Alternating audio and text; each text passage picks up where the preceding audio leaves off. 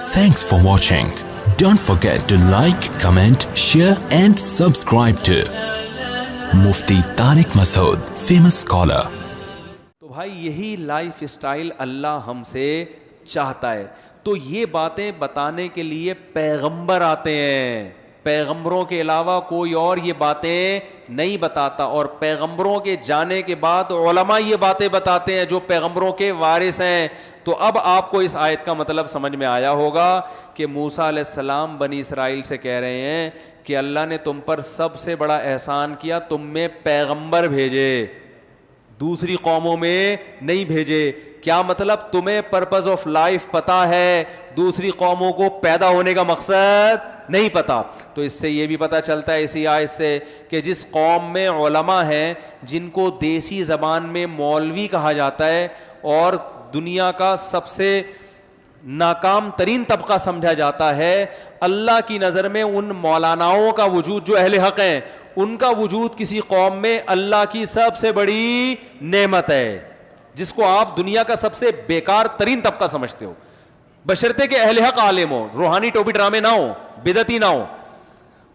اور ایک مثال سے بات دے کے میں ختم کرتا ہوں. دیکھو ڈاکٹر کی اہمیت لوگ سمجھتے ہیں, کھانسی ہوگی علاج کرے گا.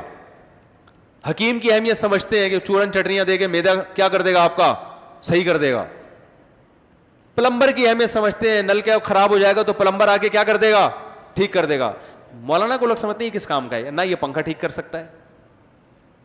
اب جیسے میں مولانا مفتی صاحب ہوں, لوگ کہتے ہیں اللہ ہمیں بنا دے, ہم تو ہیں بھی نہیں, تو بھائی پنکھا خراب ہو جائے گا تو میں ٹھیک کروں گا؟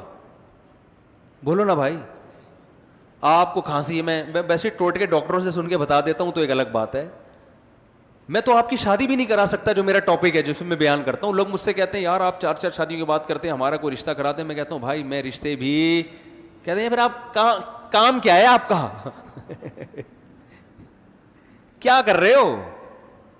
کم از کم جس ٹاپک پر اتنا خطاب کرتے ہو شادی دفتر ہی کھول لو. میں نے کہا بھائی ہم شادی دفتر, بولو, کیونکہ بھائی ہمیں اللہ نے شادی دفتر کے علاوہ کسی اور کام کے لیے چنا ہوا ہے, تو شادی دفتر والوں سے شادیاں کراؤ نا جا کے. شادی کی ترغیب شادی دفتر والے نہیں دے سکتے.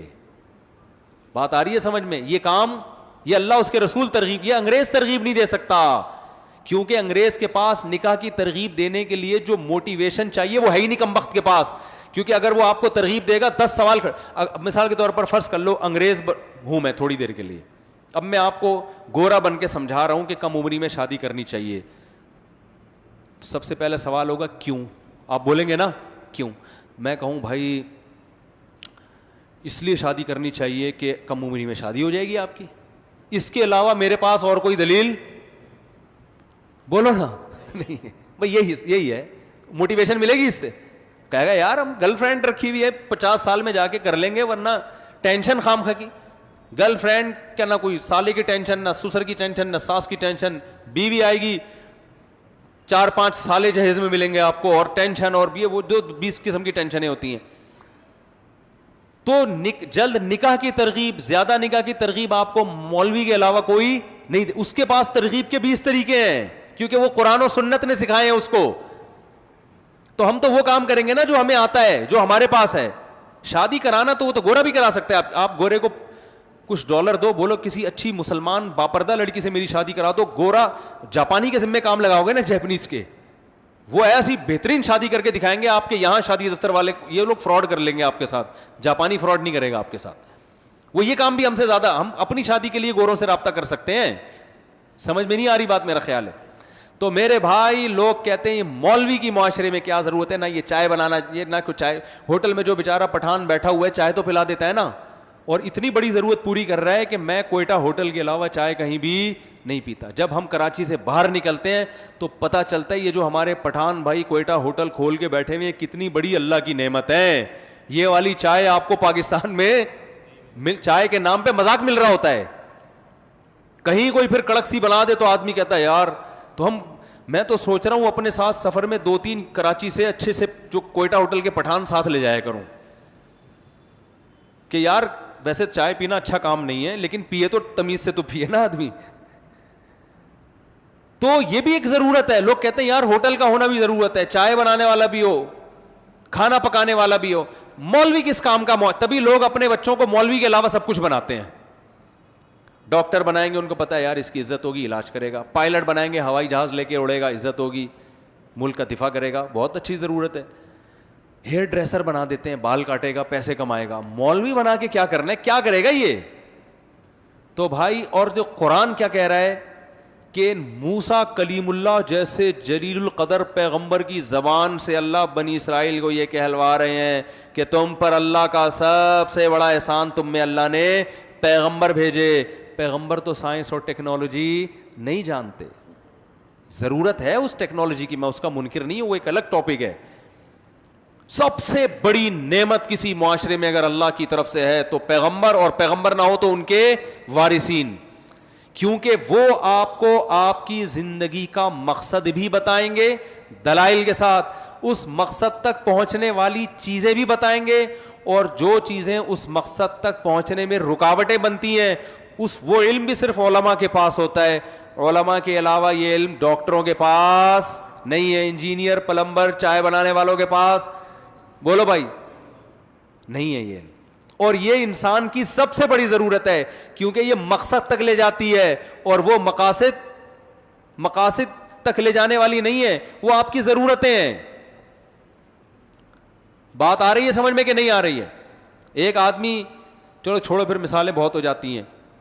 تو اس لیے میرے بھائی, اہل حق علماء کی قدر کیا کرو, اور اپنے بچوں کو ٹھیک ہے ڈاکٹر بھی بناؤ, انجینئر بناؤ, ایک آدھ کو مولانا بھی, مولوی بھی بنا دیا کرو یار. لیکن مصیبت پتہ ہے کیا ہے؟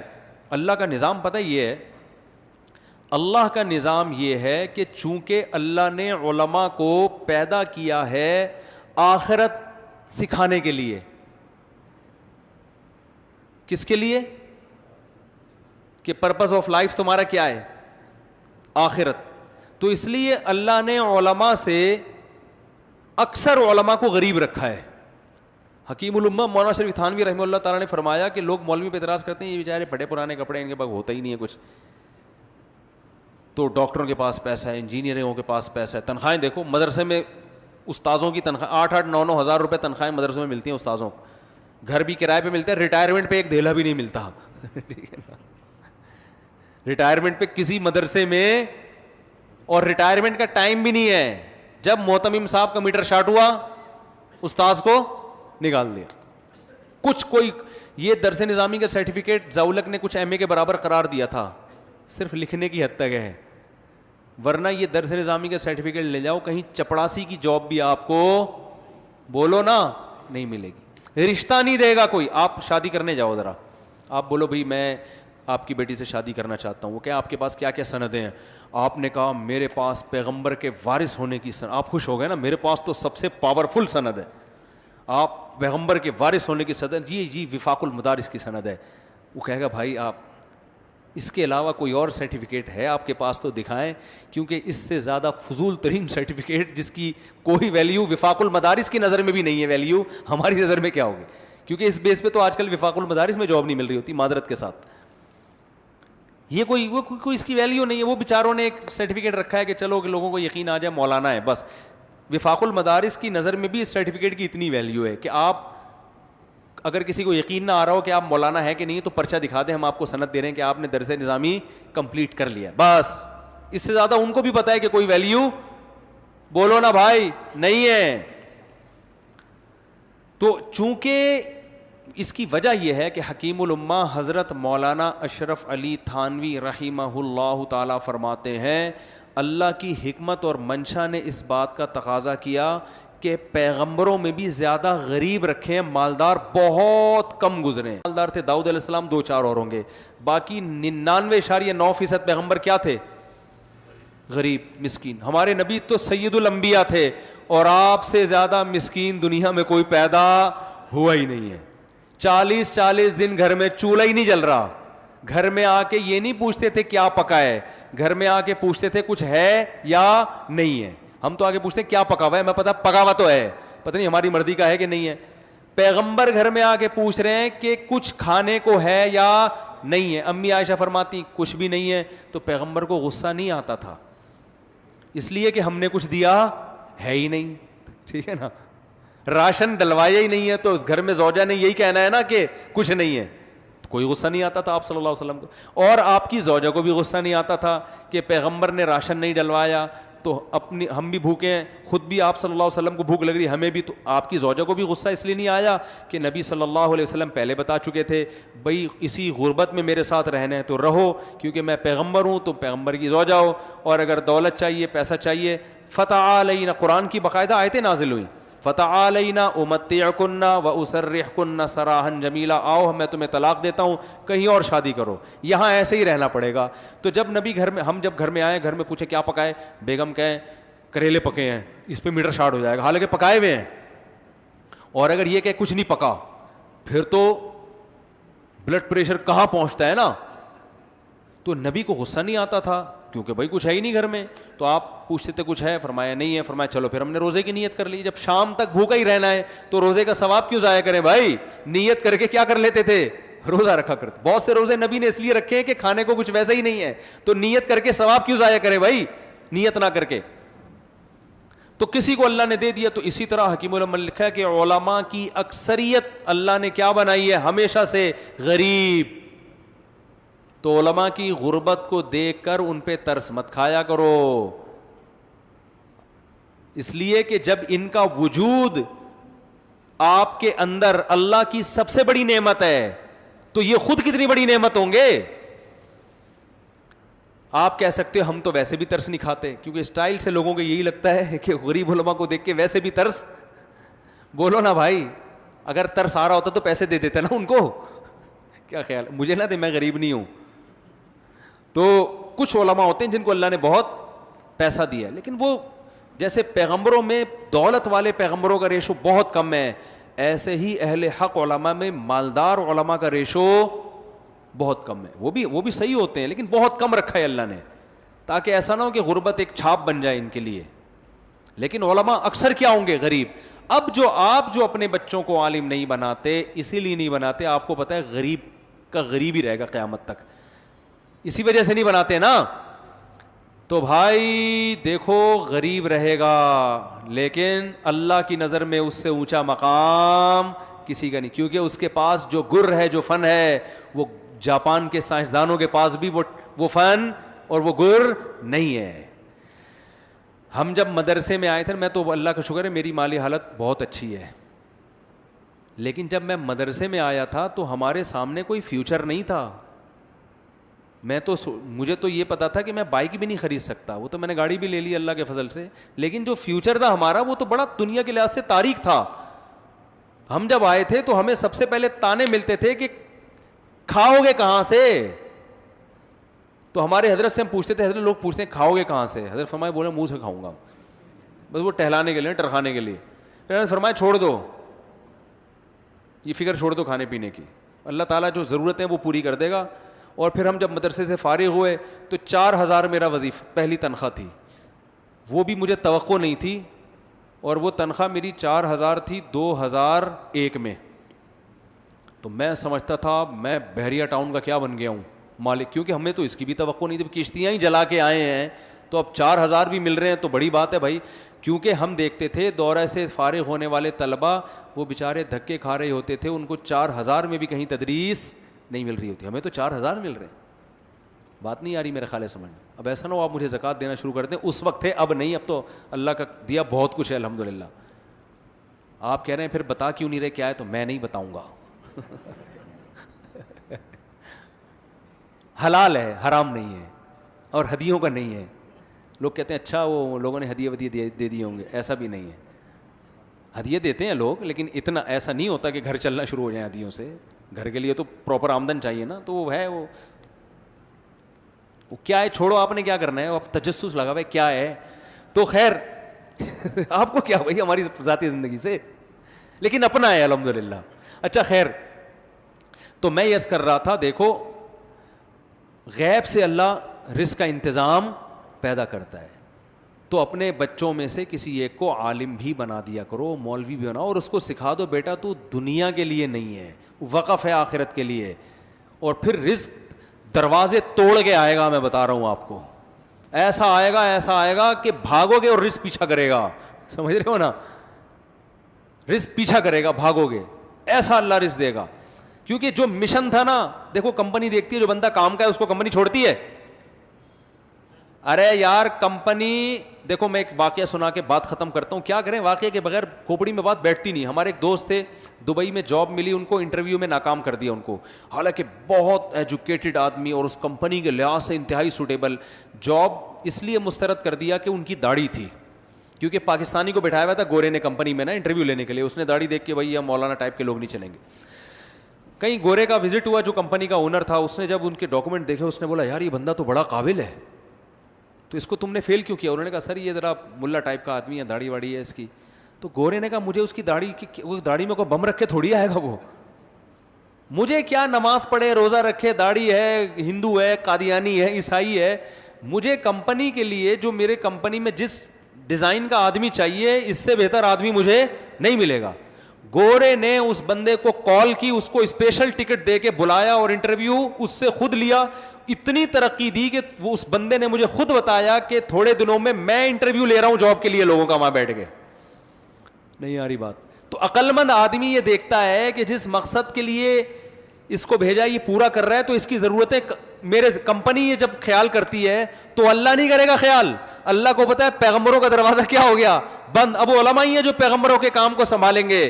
تو اللہ دیکھتے ہیں جو مولوی اللہ کے کام میں لگ گیا ہے تو پھر اللہ کہتے ہیں اب 4 شادیاں بھی میں کراؤں گا تیری. میں اپنے اوپر یہ خدا نخواستہ مثال نہیں دے رہا, میری تو ویسے بھی 3 ہیں اور ضروری نہیں ہے کہ اس لیے کرائیوں کہ میں دین کے کام میں لگا ہوا ہوں. اتنے بڑے دعوے کرنا تو بڑا خطرناک ہے, ہم تو نالائق لوگ ہیں, وہ تو آخرت میں پتہ چلے گا. لیکن اگر میں آپ کو بتاؤں آپ کی شادی نہیں ہو رہی ہے نا, آپ مولوی بن جاؤ ٹھیک ہے, اس نیت سے نہیں کہ شادی ہو جائے, اللہ کے کام میں لگ جاؤ. لوگوں کی ایک ہوتی ہے, اللہ آپ کی کتنی کروائے گا؟ 4. اللہ کہتے تو کام کو فوکس کر, شادیوں کی فکر چھوڑ دے, کام میں لگا ہوا ہے اس کو چھوڑ دے.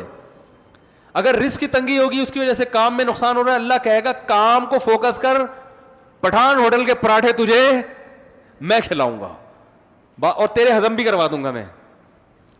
تو میرے بھائی جب کمپنی اس کا خیال کرتی ہے کہ جو بندہ اس کے مقصد میں لگا ہوا ہے, کمپنی کہتی ہے اس بندے کو نہیں چھوڑنا, ہم نے اس کی ساری ضرورتیں پوری کریں تاکہ کام کو فوکس کرے. تو مولوی کو اللہ کیسے چھوڑ سکتے ہیں یار کہ وہ کام میں اللہ کے لگا ہوا ہے, اور اللہ کہے یار تجھے, اللہ کہے کہ تو کام میں لگ رہا ہے, تیری ضرورتیں کون پوری کرے گا؟ تجھے شادی کی ضرورت ہے وہ میں پوری کروں گا, تجھے کھانے کی ضرورت ہے وہ میں پوری کروں گا, تجھے گاڑی چاہیے وہ میں پوری کروں گا. تو کام میں لگے, تو کام میں لگ جاؤ.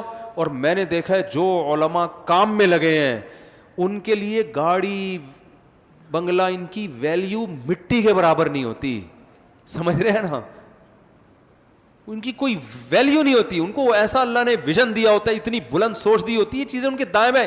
یہ جو علماء لینڈ کروزر میں اور بڑی بڑی گاڑیوں میں گھوم رہے ہیں نا, لوگ کہتے ہیں بڑی عیاشی, ان کے لیے اس لینڈ کروزر کی کوئی ویلیو نہیں ہے. اس کی سب سے بڑی دلیل ہے ان کی لینڈ کروزر چھن جائے نا, ان کو کوئی رونا نہیں آتا, کچھ غم نہیں ہوتا ان کو. دیکھو آپ کے دل میں کس چیز کی کتنی محبت ہے, اس سے نہیں پتہ چلتا کہ آپ اس کو استعمال کر رہے ہو, اس سے پتہ چلتا ہے کہ جب چھن جاتی ہے تو غم کتنا ہوتا ہے. علماء کے پاس گاڑیاں بھی ہو سکتی ہیں, بنگلے بھی ہو سکتے ہیں, لگژری لائف اسٹائل بھی ہو سکتا ہے, مگر اس اسٹائل سے انہیں عشق نہیں ہوتا. ان سے اگر یہ چیزیں چھن جائیں تو انہیں وہ غم نہیں ہوتا جو دنیا دار کو ہوتا ہے. اس سے پتہ چلتا ہے کہ علماء یہ چیزیں استعمال تو کرتے ہیں مگر ان چیزوں کو دل میں جگہ نہیں دیتے. تو اللہ کا ہر مسلمان سے یہ مطالبہ ہے کہ چیزیں استعمال کرو, ان سے محبت مت کرو, یہ مقصد نہیں ہے.